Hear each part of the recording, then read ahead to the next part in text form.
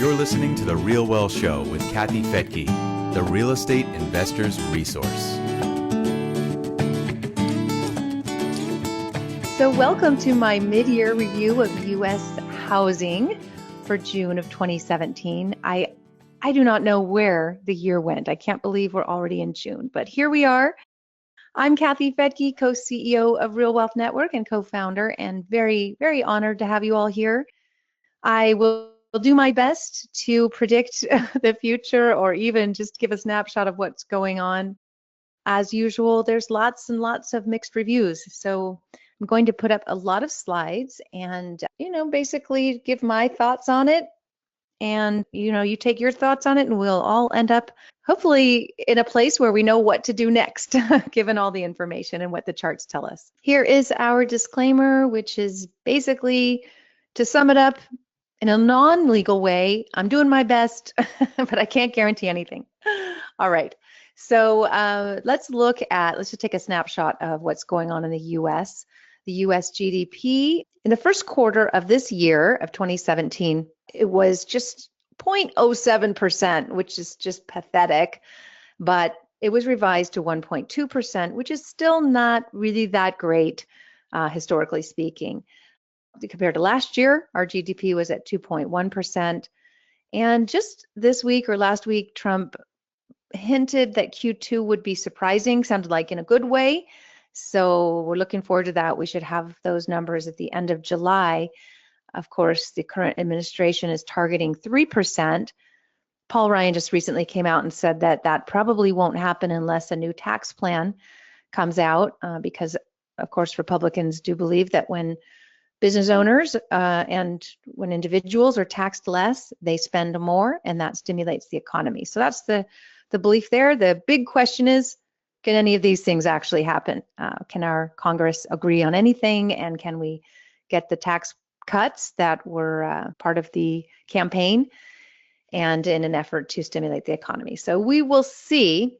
But in the meantime, I thought this slide was interesting because we do have as I said, kind of a weak GDP growth right now, in spite of how everybody's talking about this being a boom economy and with all this economic stimulus we've had from quantitative easing. But when you compare to other countries, it is interesting. Look at that. Compared to the UK and Russia and China, we've got a pretty robust economy, really. The jobs report, where are we there? Well, this is one of the reasons that the Fed raised rates just recently. Unemployment rate hit 4.3% in May. That is really, really low, lowest in 16 years. So that's great news. What's not as good is that the wages haven't recovered as well. And the labor force is down below 63% compared to 66% before the recession.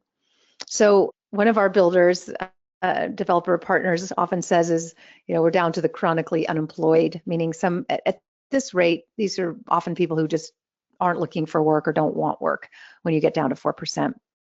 And how that's showing up in the economy today is a shortage of skilled labor, particularly in our industry and construction. If you listen to the Real Wealth Show or Real Estate News, then you know that this is a problem. Builders can't get people to work. Oh my goodness, we're just trying to get a little work done on our house and forget about it. We're just leaving stuff undone, or Rich is having to do it. We put in our own floors this weekend when we decided to convert the garage into a party room for Krista's 18th birthday this weekend. That's her gift. So now she gets the garage, the full garage. So Rich and I were just out there putting in the floors ourselves.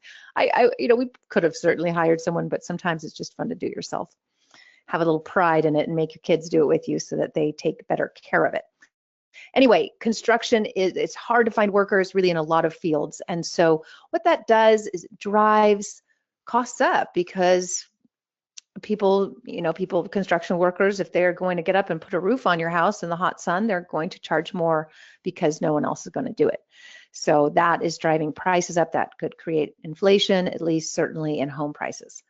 I found this little wage tracker. It's wage growth tracker. You can find it if you Google Federal Reserve Bank of Atlanta, and you can play around with those numbers. And I just put this one up because I thought it was interesting to see our wage growth compared, to the 80s and in the 90s.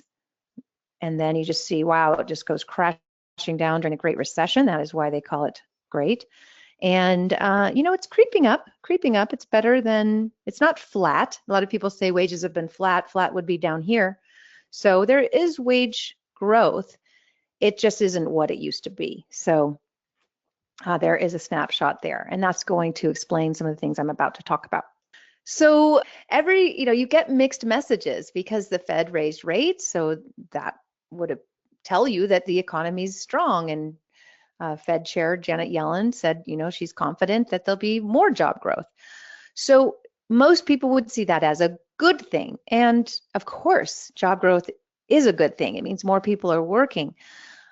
And when you look at this chart, it tells you something else in addition to that. So let's just take a look at unemployment in California. This is California specifically. So when an unemployment drops and more people are working, it seems to kind of hit a low, and then something happens, some kind of recession. That's what these gray lines are.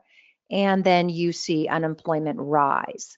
So of course, in the 80s recession, we had 11% unemployment. Then things got better, more jobs, and we hit another low of low unemployment. Something happened and bam, another recession. You can see that here, and higher unemployment up to 9.6%. Then things improved again. Look at that, the economy gets better when we get to this low unemployment rate. So you see the pattern in 2005, at the peak of that market, unemployment rate was about where it is today, a little bit higher. And then, of course, we have this massive recession right afterwards. So my point being, there is a pattern. It's just something to pay attention to. I never want to be the person who is the bearer of bad news ever. That I'm a born optimist, and that optimism has got me in trouble many, many times. Back in this right here is where I got in a lot of trouble because everything, the economy looked so good, right? Everybody was so optimistic. Nobody could see what was coming. And so people take bets in an economy like that when you just can't lose, when things have been good for a while. It's hard to remember that things change. And so I'm showing you this chart to remind you that they do. And in fact, based on this chart, we're due for that correction, aren't we? I don't want to predict it or say it's coming, but I do want people to be aware that maybe this isn't the time to be as bullish as everybody else might be. Maybe it is a time to, like I said in my last podcast, have one foot on the brake while one's on the gas. Just just protect yourself, knowing that something could happen. Something might be around the corner. And if it is, are you ready? Are you ready? And if you could go back and talk to yourself the last time we were here, right around 2006, would you have done anything differently? Would you have made any different choices if you knew this was around the corner? And what a lot of the people I listen to, it's not easy. I don't like listening to these people, but I never want to go through what I went through during this time. We lost a lot during this time. I don't want to do it again. I don't want you to do it again. So with the people that I listen to and get my advice from these days, they think that the next cycle could be this dramatic because the problems that created this haven't really been fixed. They were covered up with a massive amount of quantitative easing, trillions and trillions of dollars poured into the economy, but were the fundamentals fixed? So let's look at that. Before we do, I do want to come back to the Fed fund rate. As we know, the Federal Reserve raised rates, and it was based on the jobs report, and it was supposed to be based on inflation with a 2% target of inflation, which we were just under. So we're not experiencing rampant inflation, at least according to the CPI numbers that we get. So why then? The only reason the Fed could say they were raising rates was because of the low unemployment rate. So I just want to show you this chart again so you can see that normally the Fed raises the Fed fund rate when the economy is booming. And so you could see here in the 80s, all these times that we had to raise rates to slow down a booming economy. This is where rates have been since the last recession. And they've been flatlined. We've never been here. We've never been at zero for so long, nearly a decade, zero rates. And that was in an attempt to revive a dead economy. And it appears to have worked, right? Giving away all this free money, making interest rates 0%. Well, we see people are working, right? Things are happening. But is it real? Is it real? So with the Fed raising rates just ever so slightly, I mean, we're just barely off zero, right? We're right about here now. So, what does that mean? It means that if our economy were really booming, we'd be up here based on history. But we're just dabbling in raising rates, and there's concern, will this cause another slowdown? Because that's the whole point. The whole point of the Fed raising rates is to slow down an economy that's too robust. So, right there, that's something to listen to. Why do they want to slow it down? And if they do slow it down, how much will it slow down when it's already slow based on the GDP? So when I grew up, my dad was a big fan of, the Federal Reserve. He got all his economic information from the chairman. And that's how people would rely on, how's the economy going?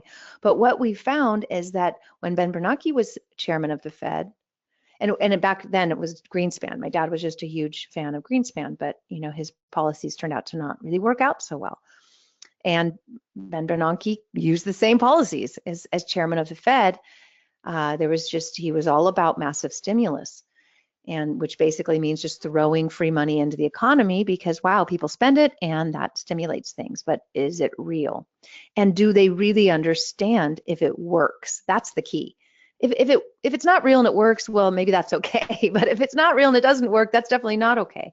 So back then, I mean, look at these quotes. This is in regards to the housing market. The slowing in activity will be moderate, then house prices will probably continue to rise. He said that in 2006. Then he says in 2007, despite the ongoing adjustments in the housing sector, overall economic prospects for households remain good. And then in 2008, this is probably the most shocking statement of all. The Federal Reserve is not currently forecasting a recession. And we know that the whole financial markets came crashing down in September of 2008. Lehman Brothers collapsed. These are the giants of Wall Street. So if the Federal Reserve couldn't see that coming the same year, I don't personally find any value in what they have to say, and I'm certainly not going to base any of my financial decisions on what they say. So when Janet Yellen said she is confident in the economy, I could care less. If anything, that concerns me. So here's some of, again, just snapshots so that we know where we're at. As I said, we had just under 2% GDP growth, and in Q1 it was 0.07 until they adjusted it to 1.2. But look at the debt. So since the recession, our US gross federal debt as compared to GDP has exploded. Look at that. So if you're going to go in debt, it's okay sometimes to go in debt. I love debt, good debt. If you're going to borrow $10 million to buy a $100 million company or something, then debt can be fabulous. If you're getting a good deal and it's giving you cash flow and you've got all these assets because the debt has helped you acquire something that is an asset with value. But, as we'll go see in a little bit, that's not really what we got as a country. So instead, we went into this massive debt, but it didn't really jumpstart the GDP. It didn't work. That's the bottom line. It didn't work. So we have this anemic GDP and we have this high debt. But it's not as bad, if this makes you feel any better, it's not as bad as other people. It's pretty bad, but Japan and Italy are worse. So Japan, look at that. Look at their debt to GDP growth. I mean, it's very, very scary. Italy is in bad shape than the US, and you can see Russia, very low debt. So what happened? All right, well, let's look here. And I've showed this slide before, but I think it's important to see that during Bush's term, the debt doubled from 5 to 10 trillion. the national debt. And then with Obama, it doubled again. So from 10 to 20 trillion. So that is a massive amount of debt. And then you look down here at the public debt also increased. So, we love our debt. We like to spend money. We don't like to earn it. We like to spend it though. And so what is the government spending it on? What do we get for all this debt? What are those fabulous assets that we acquired, for $20 trillion? What do we get? So this is the 2017 proposed budget. And you can see here that much of it went to Social Security and unemployment right here, then Medicare and health. So right here, military.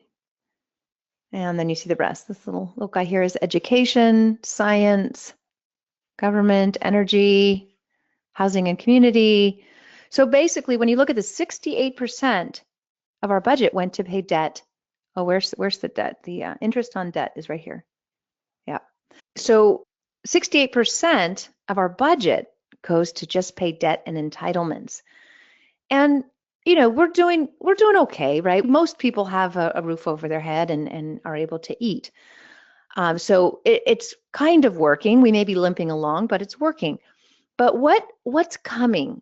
What should we be concerned about? If this is our current budget, what are we going to need to be spending money on soon? And what we do know is that this section is all about to increase.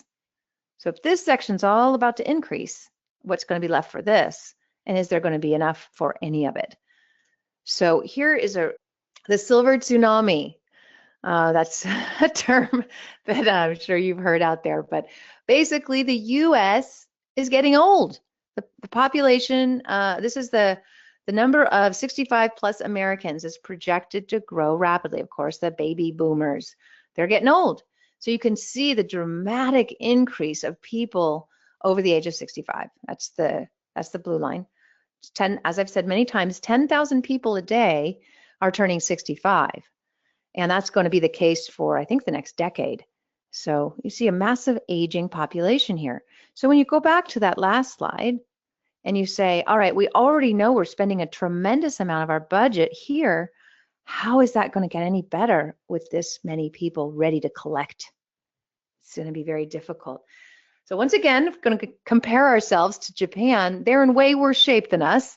I don't know if that's going to make you feel better, but according to 2014 estimates, 33% of the Japanese population is above the age of 60. 25% are aged over 65 and 12% over 75. So people aged 65 and older in Japan contribute to 1/5 of its total population and estimated to be 1/3 by 2050. So look at these charts. Now, the reason I put these up here, because this is important to see that as the country ages, well, people retire, right? So who's going to do the work? Who's going to produce? Where's the output going to come from if you got all these old people retiring and not working?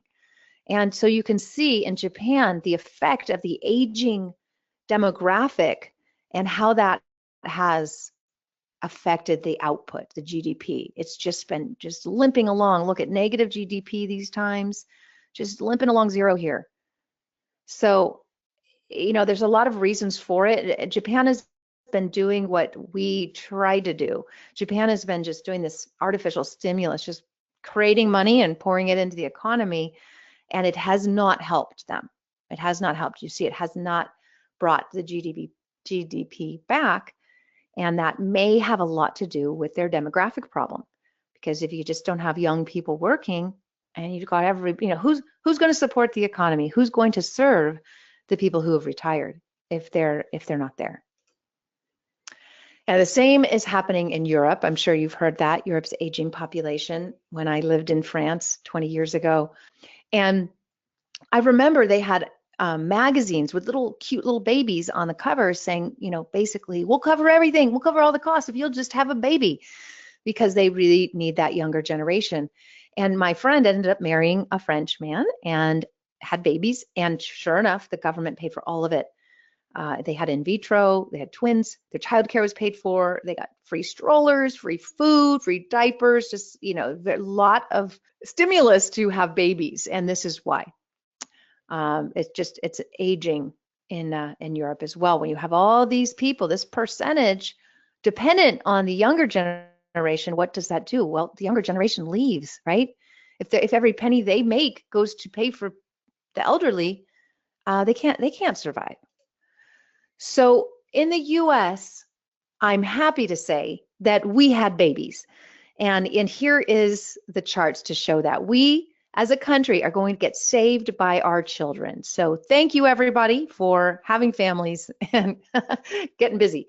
So you can see here, the boomer generation, it's always been thought of as, the largest one, the elephant in the python, type thing. Is just huge generation. Then Gen X was a little smaller.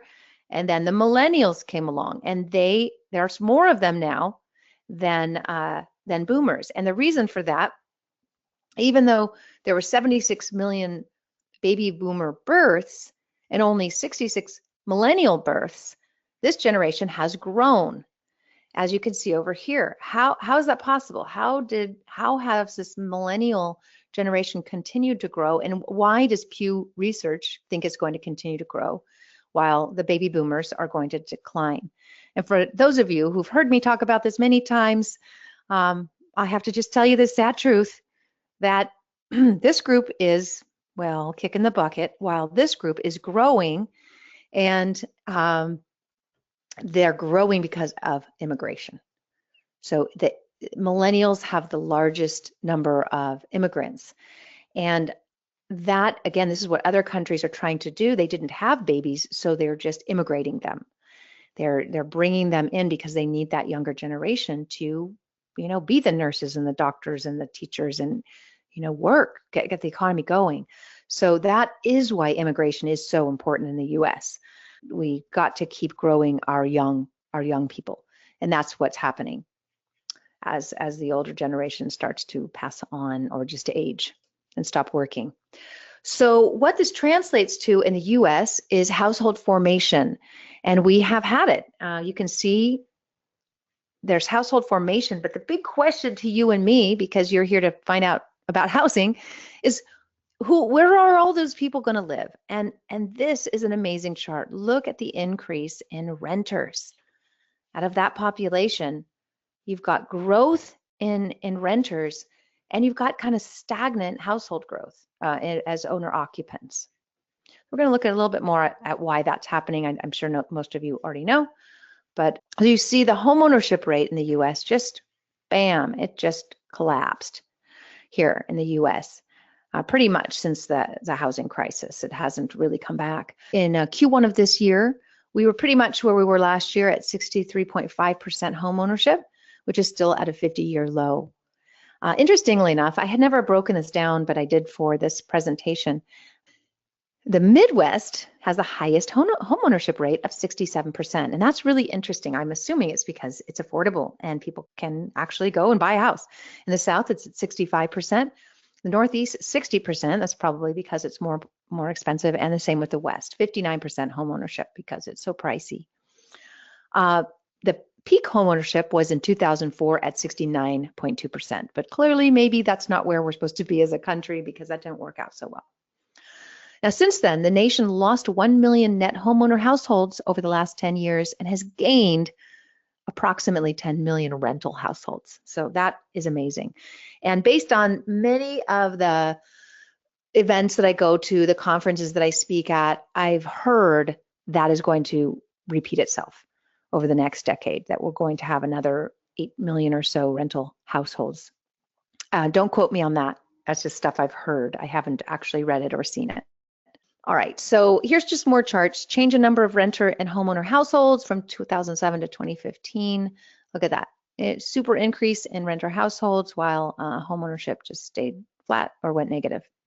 And here's how many, if you want to look at the numbers, 43 million households. And owner occupied 74 million. So it's still a whole lot of people owning homes out there. Still, still out there, still good. But just kind of fascinating that there's 43 million renter households. And if you're in the rental business, that's good. That means you've got plenty of people who want to live in the asset that you own. So it's interesting because interest rates are so low. I mean, look at it. In the 80s, people were paying as much as 15%, even higher. I know people were paying 18% interest to buy a home. And today, it's still down at 4%. It's just fascinating. So why, why, if interest rates are this low, would people be renting and not buying? What is going on? Well, of course, you've seen and heard this, but I thought these slides would be interesting. Student loan debt has nearly quadrupled since 2003. Look at that. Amazing. And more students are borrowing and they're taking out more money. So just massive, massive debt. And we're starting to see defaults on that debt. I don't know if you heard my podcast. I think it was my real estate news show.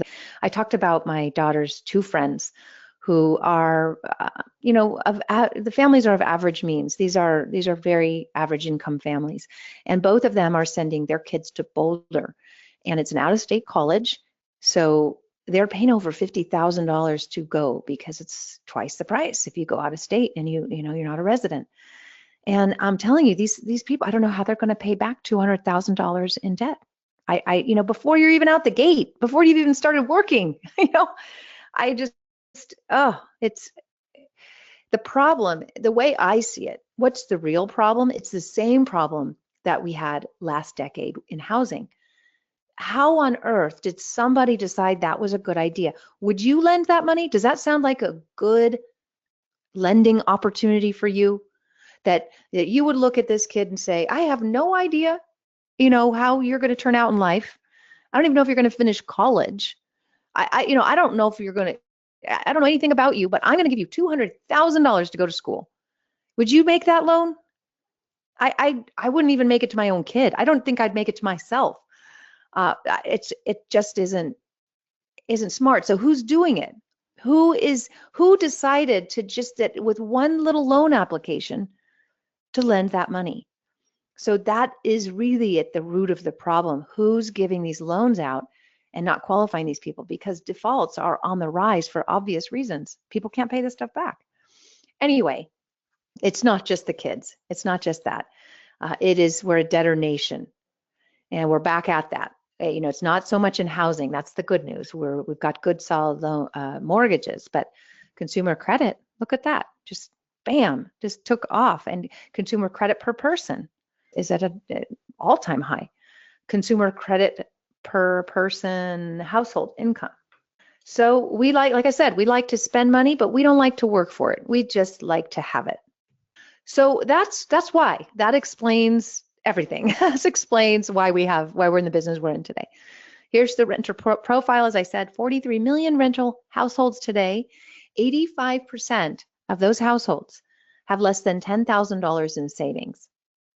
15% of the loans that were given were under 700 FICO score. So that means that most loans that have been given for mortgages have been over 700 because banks aren't taking risks, at least not on mortgages.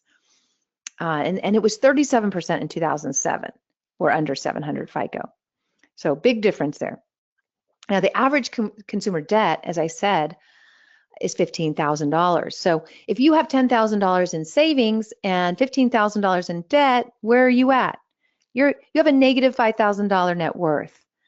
And that is why 3% of renters today can even qualify for a loan if they tried. They just have too much debt. So as a landlord, that means opportunity to help those people. There's so much opportunity. I actually cannot wait to talk to you about some of the things we have coming, very, very exciting ways to help mitigate what is a big problem. So, affordable housing and home ownership. So we as investors have an opportunity to profit, but also to help other people. And that's really how you do profit, at least over the long haul. If you want a successful company, if you want a successful business or investment, you want to be offering something that somebody else needs, that's good for the world, that's good for people, that helps, that solves problems. That's how you make money. And we have a problem today, a big problem of affordable housing. So how can we come together as investors and fix that? And again, I can't wait to share some things that we'll be doing soon to help. But in the meantime, if we want to be providing housing, much needed housing, it's important to know who your demographic is. And again, net migration will give you a clue as to where people are moving. And this is pretty typical for this part of the cycle, of the market cycle. When things get too expensive, sure, who doesn't want to live on the coast, on the ocean, and in sunny California? You know, until your entire paycheck and more goes to pay for your apartment, well, then it's not so nice. Then you say, you know, I actually really like Florida. I can also live on the ocean. Look at that. And I can pay 1/5 of what I was paying over here, maybe even less. So that's what happens. It's just this out migration to affordability. Same thing. I'd like a warm climate. I would like to pay no state income taxes. How about Texas, where you can afford to live and there's job growth? You know, all along here, the Northwest, this is getting more expensive, but still for California, it's not. So lots of Californians moving that way. But you see, they're moving out, not moving in. It's too expensive. And you know, when the cycles shift, and they always do, don't think that this is the way. It never stays this way, ever. These areas eventually start, it all flip-flops. But right now, when things get too expensive, people move to where they can afford. And when you take the demographics that we talked about, 10,000 people turning 65 every single day, and they find out right now in California, their house is maybe doubled, tripled, quadrupled in value, but that hasn't happened over here. They can sell this house. They just turned 65, and now they've got a whole bunch of money. They can buy a house over here outright and have enough money to retire on, or over here, or here, or here, or here. So that's what's happening. This is the trend. Now, eventually, you're going to see this become blue again because everybody will have left, prices will go down, and the pattern and cycle repeats. It's just a matter of when, right? So as a landlord, where are you going to get the best yields? I just did a news show on this, and I've talked about this a lot, but still, it's getting harder for sure. It's getting harder, but you can still get the best yields in judicial states. There's not so much a backlog of foreclosures now. Those are really being worked through. Foreclosures are at all-time lows, but still, because there was a backlog in judicial states because every foreclosure had to go through a court system, through a judge, and there's just not enough judges. It just slowed down the recovery in those areas. So while judicial states are recovering rapidly, they still haven't bounced back the way other areas have.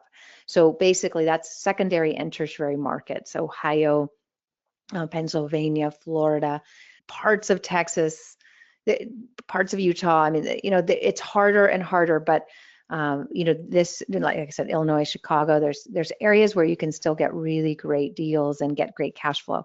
It's definitely getting harder, and that window is closing, but it's still open a little. Of course, we love to get into areas with city redevelopment and revitalization, and that's why we brought Atlanta back on our radar, because you know, we were really bullish on Atlanta right after the downturn, right before it and right after. And then cap rates just, you know, ended up not being any better. They got so low, they really weren't any better than California. So it made no sense for Californians to invest in Atlanta when they could get the same yields at home. And so we just took that city off our list. Then what happened in Atlanta is they started some redevelopment projects in parts of Atlanta that had not recovered yet. And again, that's what happens in every cycle. You get this massive growth, things become unaffordable. And so the creative people, the developers, and people willing to take risk, they go into neighborhoods that are still cheap because they maybe have high crime, or they're just, you know, haven't been updated or upgraded, they're old, industrial, whatever they are. They're parts of this, any city that are dying and need redevelopment. And so when more desirable parts get of any city become too expensive, then people get creative. And you know, you see it, it's like usually starts with the artists. The artists go into certain kind of scary neighborhoods and make them nice, and then they become trendy, and then the little cute restaurants come in, and then the yuppies come in, and then all of a sudden it becomes the place you want to live, and there's a boom. And so, you know, we like those, to get in front of that. And so there's several cities that we're excited about. And again, Atlanta is one of them. They're doing some major redevelopment, as is Cleveland, Pittsburgh, and parts of Chicago. There's massive growth happening. So if you can get in front of that, you can make money.